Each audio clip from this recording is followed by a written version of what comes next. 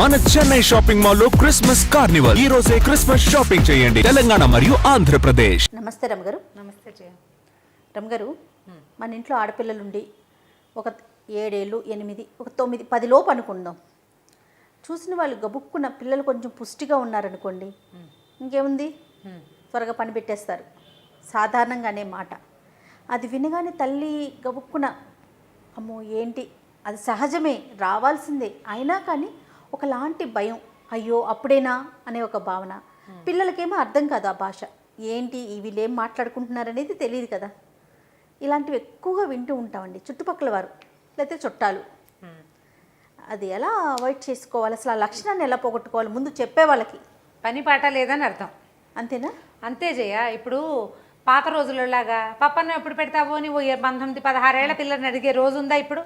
40 ఏళ్ళు వచ్చినా పెళ్ళిళ్ళు చేసుకోవట్లేదు. పప్పన్నం ఎప్పుడు పెడతావు, పప్పన్నం ఎప్పుడు అని అడుగుతున్నారా? ఆ ప్రశ్ననే మర్చిపోయాం కదా. మర్చిపోయినప్పుడు ఓ 10 ఏళ్ల చిన్నపిల్ల, 9 ఏళ్ల పిల్ల కాస్త పుష్టిగా ఉందో ఉండలేదో ఓ పిల్ల కనపడంగానే రేపు ఇది ఏం అవ్వబోతోంది అనేది హింటు మీ బుద్ధికి తడితే మీ నోట్లో అణుచుకోకుండా దాన్ని నలుగురిలో అంటాం, తల్లుల దగ్గర అంటాం, పిల్లల దగ్గర ఎంత పాడలవాటు చేయ. ఎందుకు నువ్వు వద్దు, నువ్వు అన్నా అనకపోయినా జరిగేది మానుతుందా? జరగక మాందు. అది ఆ పరిస్థితిని ఎదుర్కోవాల్సిన పిల్ల తల్లి. ప్రధానమైనది ఏంటంటే సహజంగా జరిగేదైనా తర్వాత రాబోయే కాన్సిక్వెన్సెస్ ఏమేమి అవన్నీ ఊహించేసుకుని టెన్షన్ పడి చచ్చిపోతారు. ఎలాగో వస్తుంది, నెత్తి మీద పడ్డాక ఇంకా తప్పేది లేదు. ఇక వాళ్ళకి ధైర్యాన్ని ఇస్తావా, నువ్వు భయపెడతావా? పెద్దవాళ్ళు ఏం చేయాలి చెప్పు? పని లేదు కదా మీకు. ఓసారి అని ఊరుకోకుండా ఎంతసేపు అంటారు కొంతమందికి అదొక మాయరోగం. అసలు మరి ఇదివరకు పల్లెటూళ్ళలో అంటారనుకున్నాను, నేను ఇప్పుడు సిటీల్లో కూడా వింటున్నాను దాన్ని. ఒక్కసారి అని వదిలేరు, ఒకసారి అని వదిలిపెట్టరు. ఇంకెంతసేపు అంటారు. ఆ పిల్లని చూసేసరికల్లా అంటే మీ కళ్ళు మీ బుద్ధి ఎటు తిరుగుతున్నాయి? ఒక మగ పిల్లాన్ని అంటారా మీరు ఇట్లా? అస్సలు దానికి లేని వయసు దీనికి ఏమిటి చెప్పు? ఇది న్యాచురల్గా జరిగేది కదా, మనం చెప్పటం ఎందుకు? పిల్లలకి అర్థం కాదు. తమ స్థూలంగా ఉన్నాం, లావుగా ఉన్నాం అందుకే అంటున్నారేమో అనిపిస్తుంది. ఎందుకు ఆ తర్వాత ఎలాగో భరించవలసిన స్థితిని తప్పకుండా ఒప్పుకోవాల్సిన పరిస్థితి, దాన్ని మనం ముందే ఎందుకు చెప్పాలి? దాన్ని పిల్లల్ని ఎట్లా రెడీ చేయాలి? చక్కగా కూర్చోవటం నేర్పించాలి. ముందు నుంచి బాగా కూర్చోవటం నేర్పించాలి, సొంతంగా మేనేజ్ చేసుకోవటం నేర్పించాలి. ఏం చెప్పచ్చు పెద్దవాళ్ళు? ఓ పిల్ల కొంచెం నీకు ఉఠావుగా కనపడింది, తల్లికి అమ్మాయి పిల్లకి పాపకి దగ్గరగా ఇంకా పెద్ద పిల్ల అవుతుంది అని నువ్వు విడిగా చెప్పాలి. ఇన్ ప్రైవేట్గా కూడా చెప్పాల్సిన మాటలు చెప్పాలి. 4 మాటలు. కొంచెం చిన్న పిల్లలాంటి బట్టలు వేయమాకండమ్మా, కొంచెం మంచి బట్టలు వేసుకోండి, అలా పెద్ద తరహాగా మనం చెప్పే విధానం ఉంటుంది కదా. ఎక్కడికైనా వేరే చోట్లకి పంపించద్దు. ఇవి ఇప్పుడు ఏంటంటే మంచి మాట. తినే ఆహారంలో కొంచెం మార్పులు చేయండి పిల్లలకి, అంతే. అవి మంచి మాటలు. ఇవి ఎవరు చెప్పరు. అక్కర్లేని ఒక పిచ్చడ ఇవి పండగ చేసుకోవాలి, పప్పన్నం పెట్టాలి, లేకపోతే ఇంకోటి ఏదో చేయాలి, పని పెట్టాలి. ఏమిటి పని పెట్టేది? ఎవరు చేస్తున్నారు జయ? ప్రతి వాళ్ళు 11 ఏట ఓణీల ఫంక్షన్ అని చేస్తున్నారు ఇప్పుడు అందరూ కూడా. అవునవును. బోల్డంత హగ్గామా చేసి దానికి సినిమాటిక్ వ్యవహారాలు కూడా, పసుపని నీళ్ళని నిప్పులని ఎంతంత హడావిడిగా చేస్తున్నారు. అవును.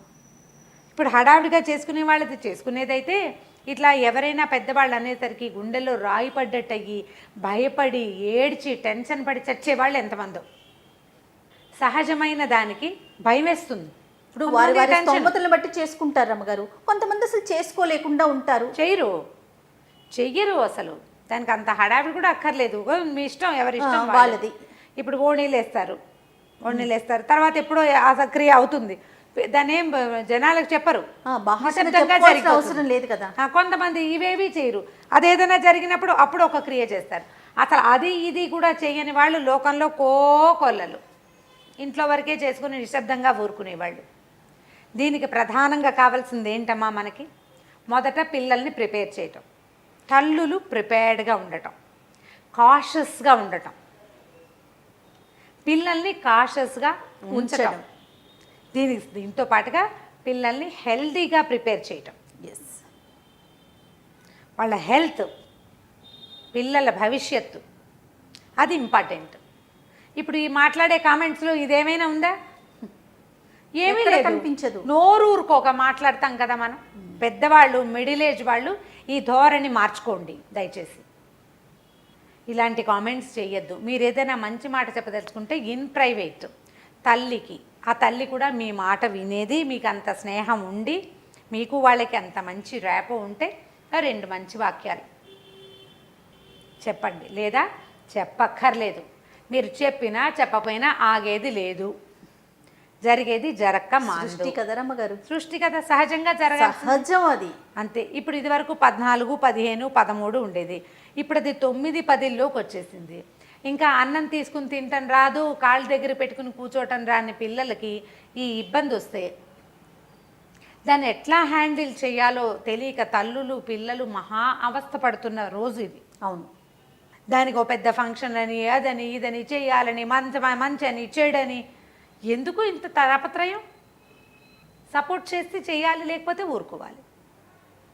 మాట్లాడడం మానేయండి దయచేసి ఇలాంటి విషయాలపై. ఇలాంటి విషయాలు మనం ప్రపంచం నుంచి కాపాడవలసిన పరిస్థితుల్లో మనం ఉన్నప్పుడు ఈ పిచ్చివాగుళ్ళు అవసరమా అనేది ఆలోచించుకోండి. అవసరమా?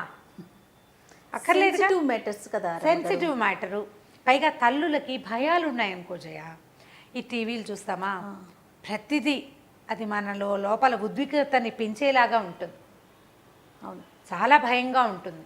ఒక్కొక్కళ్ళు చాలా సింపుల్గా క్యాజువల్గా న్యాచురల్గా తీసుకుంటారు, ఒక్కొక్కళ్ళు సెన్సిటివ్గా ఉంటారు, చాలా భయంగా ఉంటుంది. దాంతో ఈ పెద్దవాళ్ళు ఎవరైనా ఇలా మాట్లాడుతున్నారనుకో, కనపడ్డప్పుడల్లా ఏదో ఒకటి అంటూ ఉంటారనుకో, ఇంకా వీళ్ళ భయం పెరిగిపోతుంది, పిల్లలకి టెన్షన్ మొదలవుతుంది. కానీ చాలా మందిని నేను చూసినంత వరకు రమ్మగారు, పిల్లలకి పెళ్లి చేసి పంపించేటప్పుడు అత్తవారింటికి అప్పగింతలు చేసేటప్పుడు కంటతడి పెట్టిన తల్లిదండ్రులు ఎంతమంది ఉంటారో, పుష్పావతి అయినప్పుడు మెచ్యూర్ అయిన ఫస్ట్ టైం తల్లి ఏడ్చే తల్లుని నేను చాలా మందిని చూశానండి. అంటే అదేదో తప్పనో భయమనో కాదు, అదొక లాంటి భావన. మన పిల్లలు పెరిగిపోయారు, అదే దీన్ని కాపాడుకోవాలన్న భయం అయి ఉండొచ్చు. దాని సెక్యూరిటీ పట్ల భయం చేయాలి. మీరు గమనించారా? నాకు చాలా తెలుసు అట్లాంటివి. అలాంటిప్పుడు మనం గుచ్చి గుచ్చి గుచ్చి ఇంకా ఎప్పుడో జరిగేదాన్ని ఇప్పుడే మనం మాట్లాడేసుకుంటే, పైగా మనం ప్రపంచం నుంచి మనని మనం రక్షించుకోవాల్సిన పరిస్థితిలో ఎప్పుడు ఉంటుంది ఆడజాతి. ముందు నుంచి ఇప్పటిదాకా అదే స్థితిలో ఉన్నాం. అవును. ఈ ప్రత్యేకమైన విషయాన్ని మన నలుగురికి తెలిసేలాగా ఎందుకు ఆ బాహాటమైన మాట తీరు అనవసరం కదా. ఇప్పటిదాకా మాట్లాడకపోతే ఓకే, మాట్లాడాల్సి వస్తే ఇలాంటి మాటలు దయచేసి మాట్లాడకండి. కాదరమ్మ గారు, ఆ క్రియ జరిగినప్పుడు వాళ్ళు చెప్పదలుచుకుంటే చెప్పుకుంటారు, లేకపోతే చెప్పుకోరు, అది వాళ్ళది. అంతే అంతే తప్ప మనం ఎందుకు దాన్ని ఎక్స్పోజ్ చేయాల్సిన పని ఏం లేదు కదా. ఇంత సెన్సిటివ్ మ్యాటర్ని మనం ఇంత జాగ్రత్తగా మాట్లాడే విషయాన్ని నువ్వు గబుక్కుని నలుగురి ముందు ఎందుకనేయాలి? ఎంత మంచి పదాలు పెట్టుకొని మాట్లాడుకోవాల్సిన పరిస్థితి కదా. అవును, ఒళ్ళు దగ్గర పెట్టుకుని మాట్లాడాలి. ఇతరుల పిల్లలకి గురించి ఇలా ఏదైనా చెప్పేటప్పుడు ఇది రేపొద్దున ఏదైనా ఇబ్బందికరమైన సిచ్యువేషన్ అవుతుంది అనేది ఆలోచించుకోండి. ఎవరైనా ఇట్లా మాట్లాడే వాళ్ళు ఉంటే ఈ వీడియోని నిరభ్యంతరంగా వాళ్ళకి పంపించండి.